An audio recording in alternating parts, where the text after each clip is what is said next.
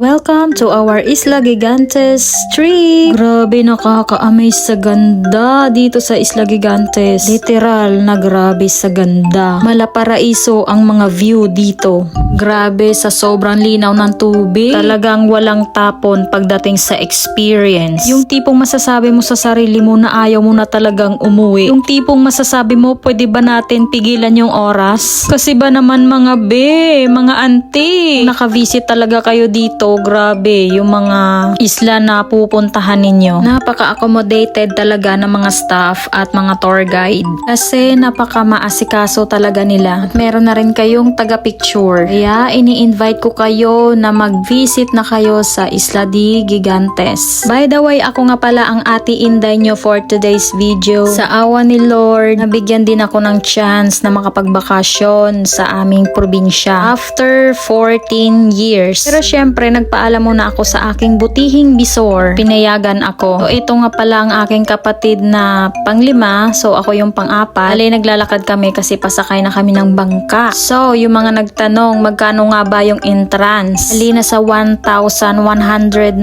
pesos po per head. Yung usapan namin dyan talaga ng kapatid ko ay mag-ambagan kami sa entrance. Bayad na rin sa bangka, ganun. Pero sabi ng kapatid ko, libre ko na lang sa'yo ate kasi minsan ka lang naman umuwi dito. At syempre hindi na rin ako nakatanggi sa grasyang ibinibigay sa akin ng aking kapatid. Very late post na po itong video na to. Last December 30, 2025. Syempre by January 5 na ay uwi ko na ng mga time na yon. Mga pala kami ang pumunta dito sa Isla de Gigantes. Yung jowa ng kapatid ko, si Mel, si Bikbik, yung panglima, tapos ako, si Mama at si Bunso na si Jojo. Bago ang lahat, ipinaliwanag sa amin ng tour guide ng mga rules at regulation. At ayun na nga ang una sa naisip ko na sana pwede ako magbulsa ng buhangin. Sabi naman ng tour guide, pag nahulihan na nagbulsa ng buhangin, may multa na 20,000. Pero syempre mabait ang auntie nyo. Sinunod na lang yung rules. Kasi rules is rules nga naman. So, bale ngayon, nagbibiyahe na kami. Ito na kami sa bangka. At pinipicturean kami ng tour guide para daw i-post sa page nila. Bali 1 hour nga din yung biyahe namin papunta sa unang isla na pupuntahan namin. Tinalang at maganda ang panahon ngayon guys, napakainit. Yung tipong masasabi mong para siyang summer, hindi siya December.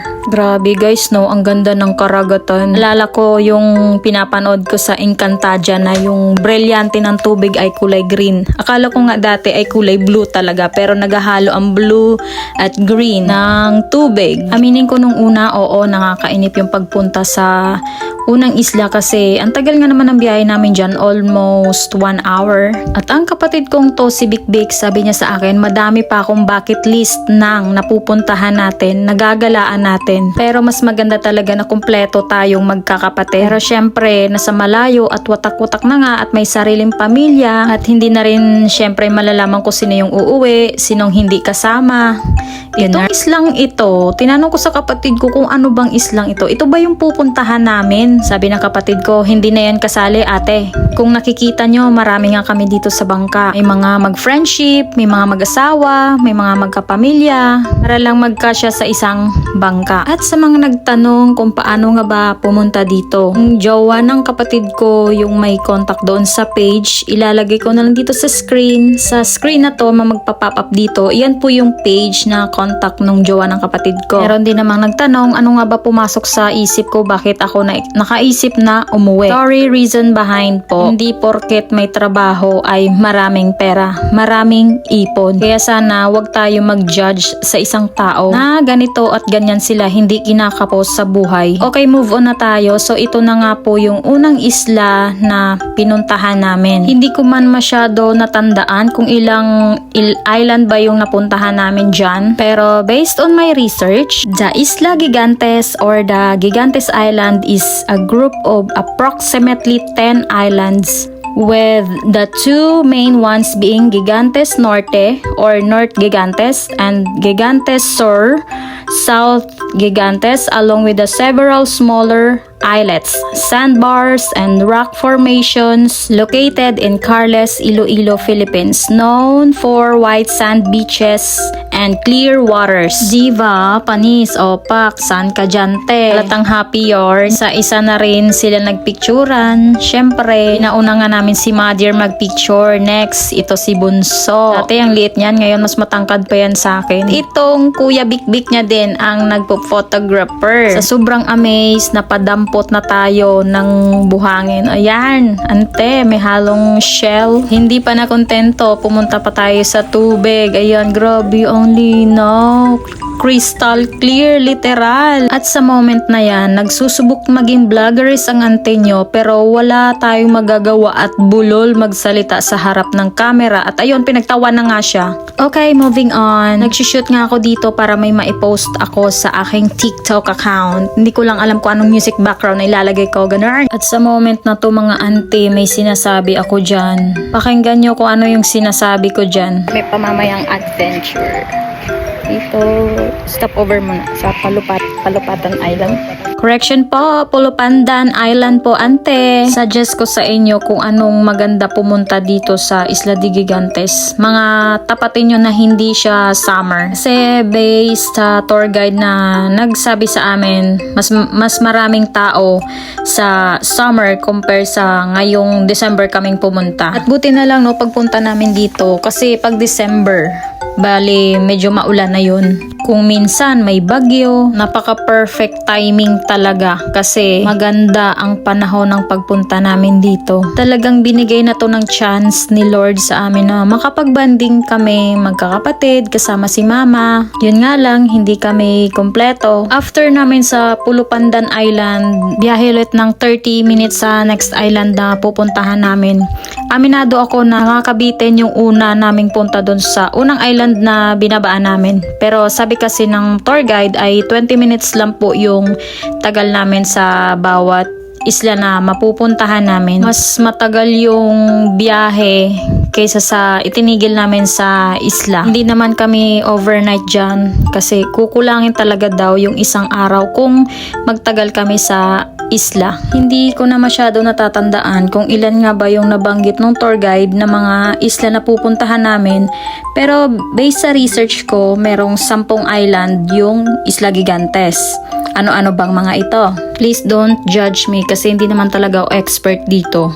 Based lang naman to sa na-research ko, sabi 10. Pero ang sabi dito, the group is divided into 2 major islands and several smaller islets. At ang major islands naman, Gigantes Norte or yung North Gigantes, home to the historical Gigantes Lighthouse. Ang Gigantes Sur or South Gigantes, known for its natural caves like Bakuitan Cave. Ang minor islets naman ay ang Kabugaw Gamay, Bantek Island, Antonia Island, Pulupandan Islet, other islets. Medyo hindi ako sure pero itong siguro yung inaakyatan ko, ito yung Kabugaw Gamay. Often called the Selfie Island and it is the most photographed spot in the chain. Di ako sigurado kung ito na nga ba yung Kabugaw Gamay. Sorry, medyo bobo tayo sa part na to. Hindi natin kinikilala yung mga island na pinupuntahan. Kasi ikaw ba naman, nagalo-halong excitement, saya. Kasi finally, makakakita ka na ng white sand. Si Madir sa likod ko, medyo napagod na siya at masakit na daw yung tuhod niya. Uupo lang daw siya at susunod na rin. At halata na din sa mukha ni auntie mo na hingal na rin siya. Ikaw ba naman walang exercise, puro ka work, 12 hours na work, wala man lang workout, minsan tinatamad pa at unhealthy food pa ang kinakain. Ayan guys, so look at the view. And also my mother was coming upstairs para mag-selfie. At habang nasa taas na nga ni, ayun, selfie video muna tayo bago pa man siya bumaba. Syempre, don't forget to flex the view. The point of view, look at that guys, napakaganda. After nga ng selfie sa taas at ito na kami, maliligo na ng kaunti kasi baka maubos yung 20 minutes na tagal sa island. Ayan na naman siya nang may maipost sa TikTok. TikTok. Hindi pa rin siya nakapapaniwala na may white sand na siyang napuntahan. Yung tipong Boracay yung plano mo pero Isla Gigantes ang natupad. At sabi na rin sa akin ng kapatid ko, mas maganda nga daw puntahan tong Isla Gigantes kasi mas maganda pa daw sa Boracay. Kaso mga mga auntie, bitin na bitin talaga. Gusto ko dito bumalik. Pero I don't know kung kailan. Lord, grabe sa ganda yung ginawa mo. Lord, grabe yung mundo. Kita mo yun oh, maganda ang mundo pero tao yung magulo. At hindi ko na nga nakukuhanan isa-isa yung bawat island na napupuntahan namin. Kasi nga po basang-basa na kami dyan. Nakakalungkot man isipin pero bye-bye sandbar. Hanggang sa muli nating pagkikita. Grabe ang ganda mo, very solid talaga. Wala nang paki ang auntie mo dyan kahit masunog basta ang memories natin guys. Memories is a must. Kasi hindi natin alam kung kailan na naman ulit tayo makakabisita sa magandang lugar na to. At the same time, yung pag-uwi natin sa probinsya at makasama yung ating nanay at aking mga kapatid. Kalimutan ko nga pala ibanggit sa inyo, may free lunch nga package na kasama po sa binayadan nyo. So, moving on, nandito na po kami sa Mini Boracay Island. Maliit na island lang talaga siya, pero grabe sa ganda, 100% lang tapon. O, diba? Auntie mo, selfie ka dyan. Yung nanay ko at ang kapatid ko dyan, hindi yata bumaba nung time na yan. Syempre, hindi ko na rin natiis, nag-selfie video ako dyan. Para syempre may memories ako, no. Tinanggal ko na din yung hiya ko dyan at ang isang tour guide dyan, ayan yung pinag-picture ko. I mean, ginawa ko siyang photographer, ganun. Pati yung bato dito, kulay puti na rin eh. Saka, i-flex ko na din kung gaano kaganda ang Mini Boracay at gaano kakalma pagdating dito. Diba? Ang ganda oh. Ang unti lang ng alon. Napakalinaw ng tubig. Anong masasabi mo, auntie? Dito, parang ayoko nang umuwi.